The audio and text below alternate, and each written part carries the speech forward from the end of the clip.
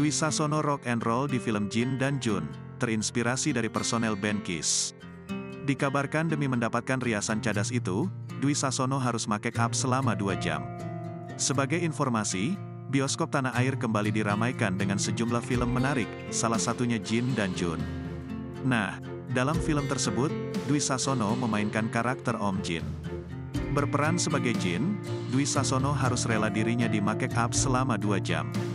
Dalam film, karakter Jin menyerupai personel band metal.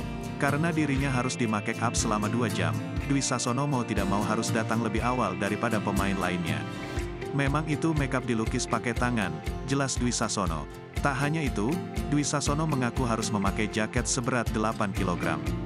Terus jaket yang saya pakai itu beratnya 8 kg, karena sutradara Pak Anggi minta ada besi-besinya gitu, ujar Dwi Sasono.